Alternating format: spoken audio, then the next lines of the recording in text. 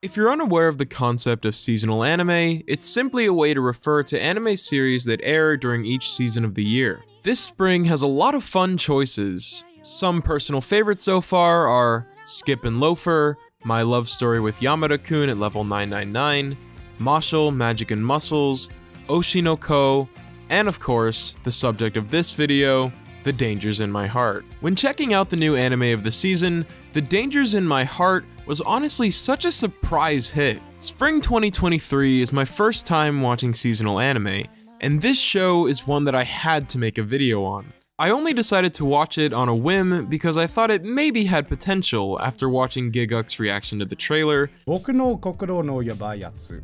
That looked a lot cuter than what I thought this was going to be. Makes me feel wholesome things, man. Why does it look so cute? I don't know. Fuck. What more can you want? This one's a 3 episode for me. Let her eat. Let her eat, boys. And I was shocked at just how fast the first few episodes blew by. Oftentimes, series take 2 or 3, maybe even up to 5 or 6 episodes to really grab me, but this time I was hooked by episode 1. This will not be an in-depth review because there's only 5 episodes out so far, but this is why The Dangers in My Heart is my favorite anime of spring 2023. The Dangers in My Heart is a manga series that began publication on March 8th, 2018. It tells the semi-episodic story of Kyotaro Ichikawa, a young introverted boy in the 7th grade who's going through a bit of a troubled phase. Lately, he's been having violent thoughts regarding his classmates and what he wants to do to them. The thing is though, we learn pretty quickly that he doesn't actually want to follow through with these actions. Ichikawa is really just going through an edgy phase where he hates his peers, thinks everyone who isn't him is stupid, and wishes they'd all just disappear. You know, 7th grade stuff. He likes to hang out in the school library during his lunch breaks for a few reasons. First of all being that he can escape his classmates, and the other being that the library has disturbing books that he finds pleasure in reading, like this one that we see him with in the first scene of the show. One day though, the girl that he supposedly hates the most in his class, Anna Yamada, suddenly starts coming to the library to eat snacks. Ichikawa finds himself interacting with her more and more because of this, and well, things start to fall into place. This is not a creepy, scary story about a troubled boy succumbing to dark urges. It's an adorable story about a repressed kid with a good heart developing a crush on the sweetest 7th grade girl you've ever seen. At first, the joy of the show came from watching Ichikawa realize what his feelings towards Yamada meant, but it's already begun to evolve. Yamada is warming up to Ichikawa and has started going out of her way to interact with him and be his friend. Whereas he's convinced that there's something wrong with him, it seems like she can just sort of tell that his heart is pure, and I think that's a beautiful thing.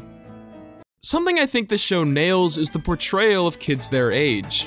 The supporting cast is mostly made up of Anna's friends and the 3 idiot boys that hang out behind Ichikawa's desk. The way these boys interact is absurdly accurate to how I remember my classmates acting in middle school. Since I am an adult, it makes me a bit uncomfortable to watch these kids talk so inappropriately to and about each other, but those scenes aren't frequent enough to pose a real problem for me. Especially, again, because it's actually really accurate to what middle school is like. It's awkward 13-year-olds being awkward 13-year-olds. I thought that when I watched Spy X Family that it would be hard to find an anime child more adoptable than Anya, but I think we have a serious contender in Anna Yamada. She's so cute. I love this part in episode 2 where she keeps running back and forth spilling water everywhere. She's trying to make this candy called Neru Neru Nerune that requires mixing the flavor powder with water, but instead of using a larger vessel like a cup or a bowl, she just runs to the sink every time she needs water. I think stupidity is honestly kind of adorable when done right, and this show is 1,000,000,000% nailing it. I love Yamada so much already. She just wants to eat her snacks in peace. I think what really makes the show work though is the opposites attract dynamic between the 2 leads. Ichikawa is quiet, reserved, introverted, overthinks, and is incredibly self-aware. Yamada is the exact opposite. She's extroverted, loud, carefree, and airheaded. No thoughts, her head is empty. However, they're both kind and caring by nature. The blooming romantic feelings between them is very slow, but natural given that they're 13. Overall, this show has really grabbed me with just how adorable and wholesome the relationship between these kids is. It makes me kind of sad that I never had an awkward middle school romance, but in the best way. These two are a pair that I am rooting for. I'm loving seeing them together, and each episode is such a fun time. Oh, and it's funny.